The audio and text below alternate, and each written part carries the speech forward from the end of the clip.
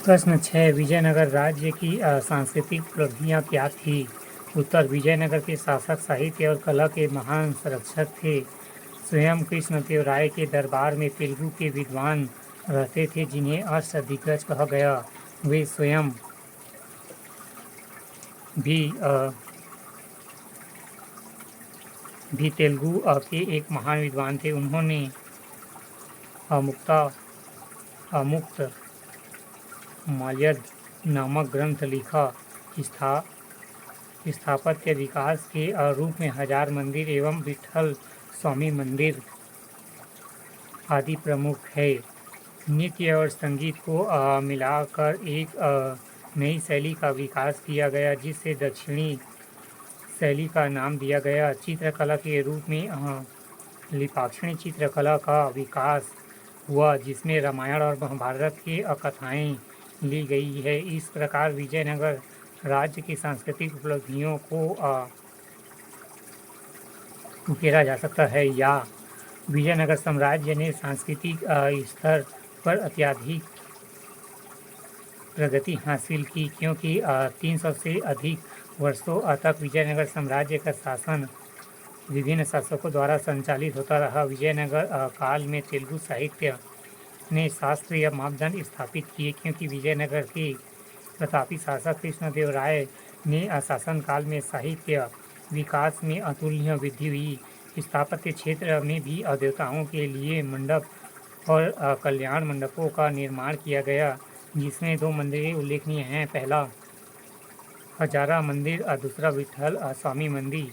विजयनगर काल में नृत्य और संगीत की दक्षिणी शैली भी विकास हुई व लिपाक्षी चित्रकला का विकास हुआ। इस प्रकार संस्कृति उपलब्धियों के संबंध में विजयनगर साम्राज्य अग्रणी रहा। या इतिहास में सांस्कृतिक उपलब्धियों के तहत निम्न 4 तत्वों को शामिल किया जाता है। पहला साहित्य क्षेत्र, कृष्णदेवराय की रचना मुक्त माल्यद, जौवती कल्याणम, तेनाली रामकृष्ण की रचना, पांडुरंगा महामात्य आदि ने तेलुगु भाषा को गौण और प्रतिष्ठा के साथ साथ स्थायित्व भी प्रदान किया। दूसरा स्थापत्य क्षेत्र, मंडप और कल्याण मंडपों की स्थापना जिसमें 2 प्रमुख मंदिरें विठल स्वामी और हजारा देवी का मंदिर शामिल है। स्वयं विजयनगर की पुरातत्वीय शैली दक्षिण की स्थापत्य कला का जीता जागता नमूना है। दूसरा नृत्य और संगीत क्षेत्र, विजयनगर काल में माधव नचन कृष्णदेवराय जैसे विद्वान ने नृत्य कला पर ग्रंथ लिखे। संगीत के क्षेत्र में भी तेलुगु संगीत ने आत्मधिकता के शीर्ष को प्राप्त किया। चित्रकला के क्षेत्र में भी लिपाक्षी चित्रकला का विकास हुआ। उपरोक्त आधारों पर विजयनगर कला की सांस्कृतिक उपलब्धियों को उजागर किया जा सकता है।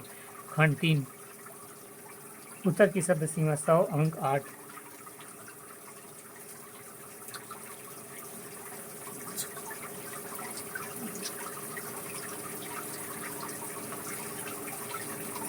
प्रश्न 7 बौद्ध धर्म के प्रमुख संप्रदायों की संक्षिप्त व्याख्या कीजिए। उत्तर महात्मा बुद्ध की मृत्यु के बाद उनके शिष्यों एवं सन्यासियों ने बुद्ध के मौन की व्याख्या प्रारंभ कर दी। परिणाम स्वरूप विभिन्न वर्गों में मत विभिन्नता ने विभाजन को बहुत से भावी बना दिया। कनिष्क के शासनकाल में बौद्ध धर्म 2 भागों में विभाजित किया गया।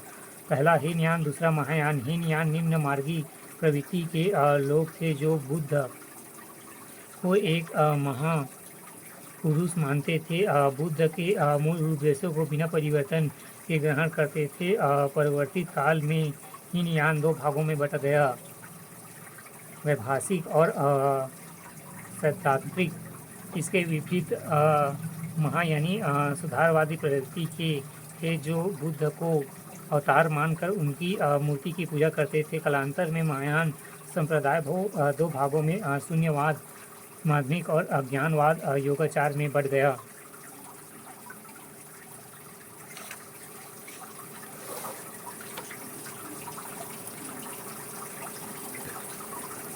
या बौद्ध धर्म महात्मा बुद्ध के पश्चात भी कई वर्षों तक भारत का प्रमुख संप्रदाय बना रहा। हालांकि चतुर्थ बौद्ध संगति में बौद्ध धर्म का निम्न दो संप्रदायों में विभाजन हो गया।